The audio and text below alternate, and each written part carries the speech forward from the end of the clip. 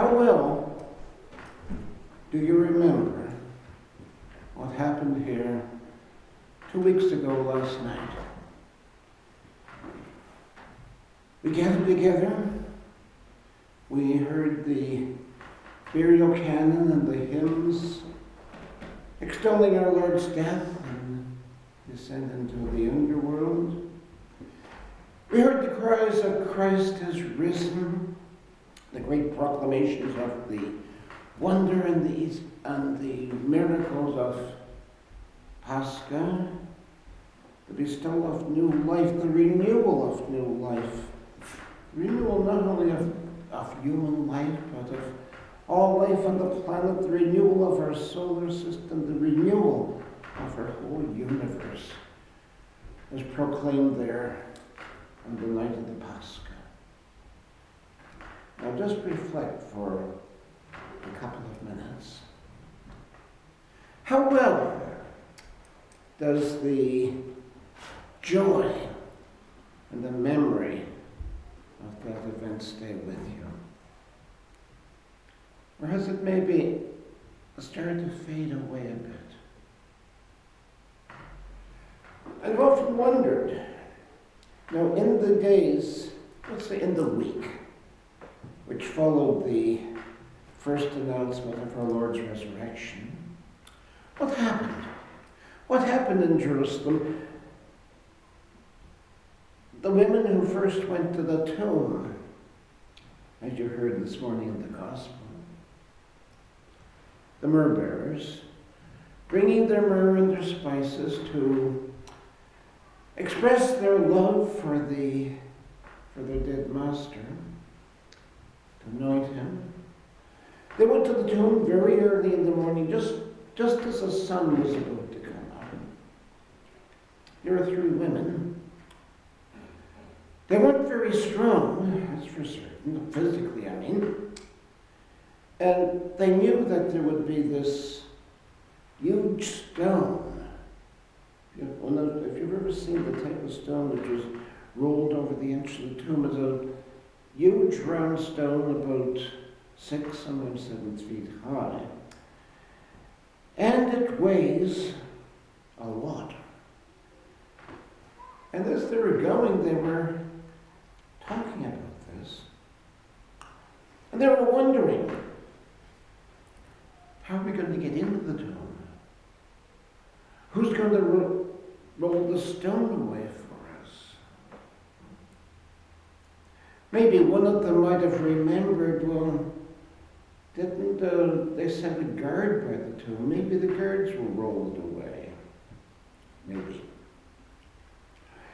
They didn't know what they were going to do, but nonetheless, they went on. They persisted. They had no way of knowing how they would get into the tomb to anoint the body of Jesus. But they still persisted. Why? I think the only answer we can give to that question, they persisted out of love. They knew their Lord was dead. They knew he was sealed tightly in the tomb. They wanted to perform this one last act of homage to him, an act which they must have realized would have been impossible. But nonetheless, they persisted. They went on and on. Then they got there. I often try to imagine what it must have been like. The tomb was in a garden. And I sometimes think that, okay, perhaps the women made their way along a certain path. And maybe they came to a place where there's a little bit of a turn, and they rounded the trees and the bushes of the garden, and suddenly they looked, and they saw the stone wasn't there. Wonder what they said to each other. You know, they must have looked at each other, and someone said, what's happening? What happened here? Another one must have said, perhaps, I don't know. What should we do? Well, should we go into the tomb? Perhaps one of them said, I don't know, I'm kind of nervous about that. Well, let's check. So, quietly, and with some trepidation and hesitation, they came to the door of the tomb, and they saw what they thought was a young man, clothed in white, and sitting there. He looked at them. I like to think that he probably smiled at them and said, well, you're seeking Jesus of Nazareth, aren't you? He's not here. He is risen. Come see the place where they laid him. And the women looked, and they saw the grave clothes lying there. And they saw that there was no body. And it must have been ringing in their ears that this young man had said to them, he is risen. And they left. And we're told they said nothing to anyone. The text says because they were afraid. I don't think they were afraid, really. What they felt was something beyond fear. They had encountered something which could not be. They encountered a messenger, perhaps. Maybe they even asked themselves if it was an angel. They encountered this one who said that Yeshua, who had been crucified and died and buried, was risen. And I can imagine them wending their way back through the garden, back to the city, and saying to one another, what's this all about? What does it mean? Maybe one of them might have said, let's ask Peter and the other disciples. Then maybe another one might have said, no, let's not. They'll think we're deranged if we go tell them that. They were perturbed. They were thrown into a complete, I guess we would say, complete tailspin. Didn't know what to do. Didn't know what had happened. The story, of course, goes on from there, but just to focus on the women. They'd come face to face with what could not possibly be true. They weren't only afraid, they were knocked out of all sense of reality. They must have looked at the world and said, where are we? What's happening? And maybe silence was the only possible reaction they could give. But there's another story. It says that Mary Magdalene was there, and she was blessed to be the first one to see the risen Lord. And gradually, rumors got around. Peter and John came, they saw the empty tomb. And there has been quiet whispering and talk around Jerusalem those next few days. People saying how that there was rumors that women had gone to the tomb and they'd seen something. Nobody knew exactly what they'd seen, but the rumors went around and around and around. And finally on that night, our Lord appeared to his disciples. And he told them, Shalom, peace. One of the most wonderful words that I've ever learned in any language. The disciples saw the Lord. What did did they do? I somehow have my doubts that they ran out in the streets of Jerusalem and started crying from the rooftops that the Lord was risen. They too must have been pretty struck and shaken by this appearance. And maybe too they would have enough sense not to go spreading this around because there were the authorities. But nonetheless, rumors went around through Jerusalem that week. And as we heard last week, someone else heard those rumors. Well, that was Thomas. And I suppose Thomas was told directly by the disciples. But when Thomas was told, he said, no, that's not possible. The dead don't come back to life. I can't believe it. And maybe some of the disciples told him, but Thomas, it's true, we've seen the Lord. And Thomas probably told them that maybe so. But please don't ask me to accept that the only way I can believe you is if I see our Lord himself. If I can actually touch him, then I will believe. And then, about a week later, when the disciples were gathered together and Thomas was with them, you remember, I hope, from the gospel last week, that our Lord appeared.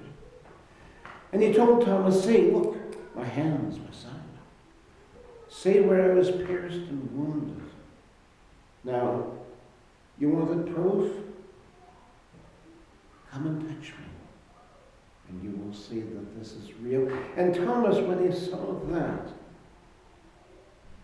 all he could do was say, my Lord and my God. Thomas had been filled with doubt. At that moment, he too actually encountered the risen Lord, and he was filled with the faith. And over the next 40 days, our Lord constantly, time and time again, appeared to his disciples. When they're fishing out the Kinneret, and our Lord appeared, and he ate some of their catch baked over the open fire. Just a point of information. Today, in this great lake in the north of the country, we call it the Kinneret. There's a fish called St. Peter's fish. I must tell you, when that is grilled, there's nothing tastes quite like it on earth. It's a very, very delicious thing. And I suspect that's what they caught that day. They met our Lord again on the shore, and he ate with them. And as time went by, more and more and more people and disciples and acquaintances, and maybe even some strangers, learned the truth. And maybe some learned it from hearsay, from what they were told. Maybe some learned it from what they actually experienced. But the great truth was revealed, that Christ was risen and is alive forevermore. And then, we actually heard today in the reading from the Acts of the Apostles, the number of believers increased. The faith grew. The followers of our Lord increased. And not the new church, but the renewed church, the renewed covenant, the renewed people of God started to grow. And from that, let's say from the very simple seed, I like to think of the simple seed as being that young man at the tomb who first said to the women, he is not here. He is risen. From that simple seed, he is risen, there grew the great tree of the living body of Christ. entrusted with the gospel, the good news of the kingdom. It was entrusted to that church to not simply spread the news, but to flood the world and flood the universe, flood the creation with the only real truth that Christ was risen. We celebrated that 2 weeks ago. I think it was a joyful celebration. I think I can safely tell you it was the second most joy-filled Pascha I'd ever known. What the first one was, doesn't matter, that's mine. And I remember the songs, the singing, and the hymn singing, and the cries of Christ is risen. Is that still with us? Is that what we call injection of faith? We almost know someone took a huge, I don't know what they call those horrible needles they stick in when they give you a cure for something. It's almost as if someone had taken a huge needle and injected into us the life which comes from the risen Christ. Do we still have that today, 2 weeks later? Or are we letting it fade? Maybe not purposely, but do we perhaps let ourselves be distracted away from the faith? Do we let ourselves maybe forget the joy and the reality of our Lord's resurrection? If we do, then perhaps what we have to do is remember the women who came to the tomb that first Sunday morning. They came to the tomb knowing that what they wanted to do would be impossible. They couldn't get into the tomb, but they went on anyway. And today, roughly 2,000 years later, we still have to make our journey towards the tomb. We have to take our faith, and by faith, no, I mean perseverance, trust, acceptance. We have to take our faith, which is, and let's face the facts, we're weak. Our faith doesn't really burn in us with that same feeling that the early Christians must have had. Think about the Christians going into the arena in Rome to be thrown to the lions. And they sang, even as they were being attacked by the lions, they sang, Christus regnat. Christ reigns.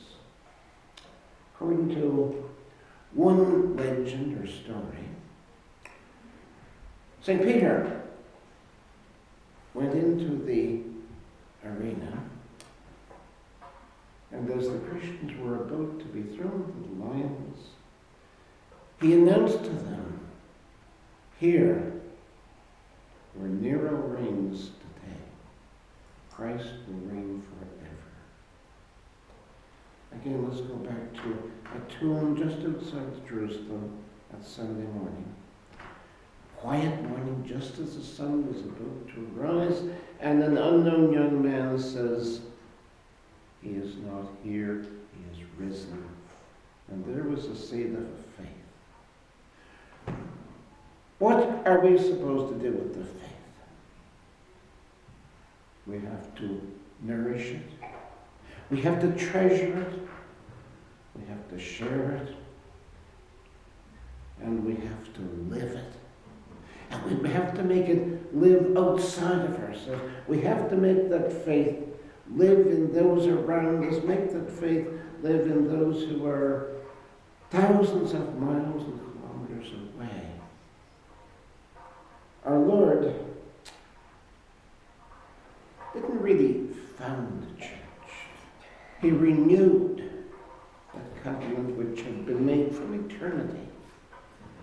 God and his people. And Christ gave to the church the responsibility.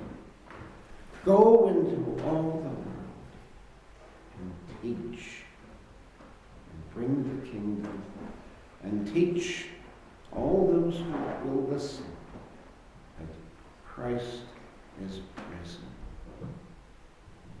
Christ is risen! Indeed, he is risen. You know, if I heard that sound, I'd probably say, ho hum. There's about as much life there as there is in the dead mouse. Let's try it again. Christ is risen. Indeed, he is risen. Are you going to remember that? Yes. Are you sure? Yes. Okay, you had better. Christ is risen. Indeed, he is risen. Christos was prescient. Praise Christ. Christos anesti. Halifax. To him be glory, dominion, and worship forevermore.